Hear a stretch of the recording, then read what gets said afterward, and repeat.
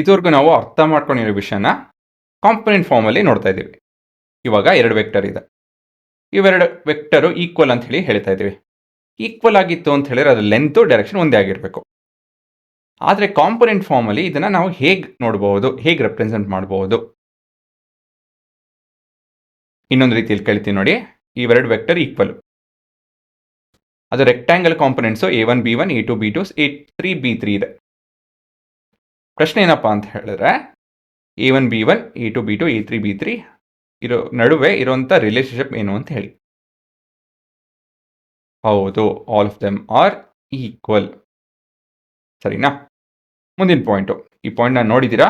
If I multiply a scalar with a vector, scalar quantity that is any number with a vector, ಏನಾಗುತ್ತೆ? ಅದು ತುಂಡಾಗುತ್ತೆ, ಉದ್ದ ಹೋಗುತ್ತೆ, ಇನ್ನೊಂದು ದಿಕ್ಕಲ್ಲಿ ತಿರ್ಕೊಳುತ್ತೆ. So ಇದೆಲ್ಲ ಸಾಧ್ಯ. ಸೊ ಕಾಂಪೊನೆಂಟ್ ಫಾರ್ಮಲ್ಲಿ ಕಾಂಪೊನೆಂಟ್ಸ್ನ ಹೇಗೆ ಎಫೆಕ್ಟ್ ಮಾಡುತ್ತೆ?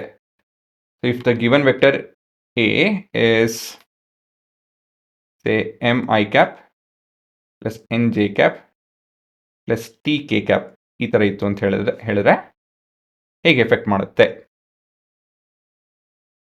So the constant will multiply each of them.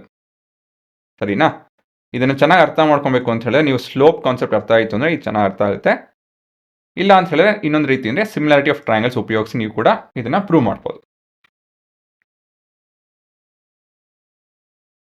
ಆಯಿತಾ?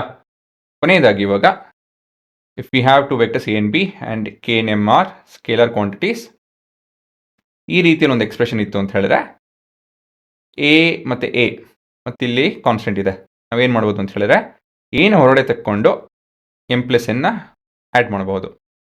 ಇಲ್ಲಿ ಕಾನ್ಸ್ಟೆಂಟು ಈ ರೀತಿಯಲ್ಲಿ ಡಿಸ್ಟ್ರಿಬ್ಯೂಟ್ ಆಗಿದೆ. ನಾವು ಕಾನ್ಸ್ಟೆಂಟ್ ಮೊದಲು ಮಲ್ಟಿಪ್ಲೈ ಮಾಡಿ ಅದಾದಮೇಲೆ ನಮ್ಮ ವೆಕ್ಟರ್ ಕ್ವಾಂಟಿಟಿ ಜೊತೆ ಮಲ್ಟಿಪ್ಲೈ ಮಾಡ್ಬೋದು. ಕಾನ್ಸ್ಟೆಂಟ್ ಇತ್ತು ಅಂತ ಹೇಳಿದ್ರೆ we can multiply this constant with A and B in this manner. ಸರಿನಾ? ಸೊ ಇವೆಲ್ಲ ಬೇಕಾಗಿರೋಂಥ ವಿಷಯಗಳು. ಸೊ ಏನು ಕಾಂಪ್ಲಿಕೇಟೆಡ್ ಇಲ್ಲ. ಇಲ್ಲಿ ಡಿಸ್ಟ್ರಿಬ್ಯೂಟಿವ್ ಪ್ರಾಪರ್ಟಿ ಅದೆಲ್ಲ ಉಪಯೋಗಿಸ್ತಿದ್ದೀವಿ. ಇಲ್ಲಿ ಕಾಮನ್ ಸೆನ್ಸ್ ಇವೆಲ್ಲ ಅಲ್ವಾ? ಬರ್ಕೊಂಬಿಡಿ.